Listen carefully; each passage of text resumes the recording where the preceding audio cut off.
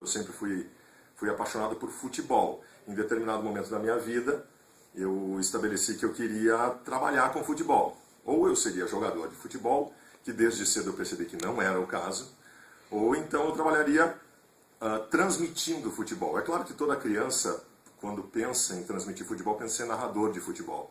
E isso não é para todos. Se tem uma função dentro do jornalismo esportivo que depende exclusivamente de um talento nato, é ser narrador de futebol. Os outros se desenvolvem, claro que tu precisa ter talento, mas tu vai adequando e aperfeiçoando de acordo com a prática.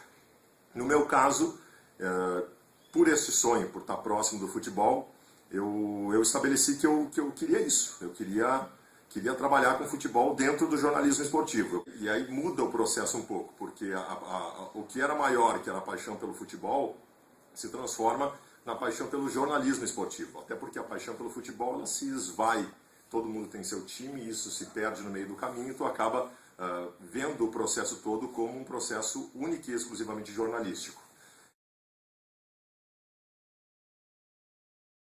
No futebol, o que menos interessa são as fontes oficiais. Tu nunca vai ter uma notícia do presidente do clube, a não ser que tu seja muito amigo dele, ou tu tenha uma relação muito próxima com ele, de confiança absurda. Mas eu não tenho conhecimento de alguém que tenha estabelecido como fonte o presidente do clube. Porque no futebol, as fontes oficiais, elas sempre negam.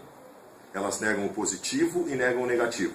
Elas negam que o jogador está na noite e elas negam que está contratando alguém, porque se elas confirmarem que está contratando alguém, vai prejudicar o negócio, porque vai vir um outro clube que vai lembrar do jogador e vai ir em cima também para tentar contratar.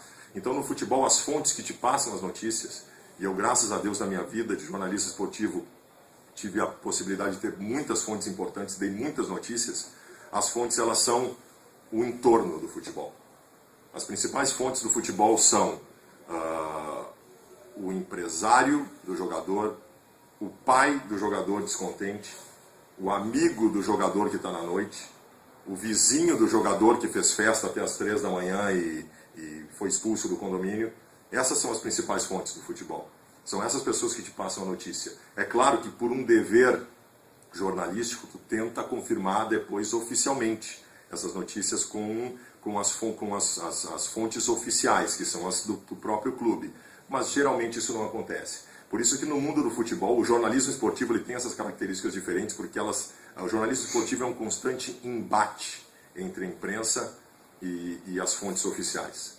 Porque elas quase sempre negam tudo. E a gente, mesmo que elas neguem, tem que veicular a notícia. Então tu pode perceber que, ao contrário de qualquer outro setor, que até tem esses embates, mas no jornalismo esportivo o embate é permanente. O problema, o confronto da imprensa esportiva com os clubes é permanente. Especialmente na imprensa do Rio Grande do Sul, que tem uma característica bastante diferenciada. A imprensa do Rio Grande do Sul, esportiva, ela é referência no Brasil inteiro por ser muito crítica aos clubes daqui. E eu, modéstia à parte, acho que boa parte do sucesso da dupla Grenal, de ter conquistado tantos títulos, também foi por isso, porque a nossa imprensa aqui é muito crítica, ela cobra muito. Ela cobra, se é campeão do mundo num ano, no ano seguinte, se tu for mal, a imprensa já está cobrando bastante, está exigindo o resultado, está querendo saber o que está acontecendo certo, o que está acontecendo errado.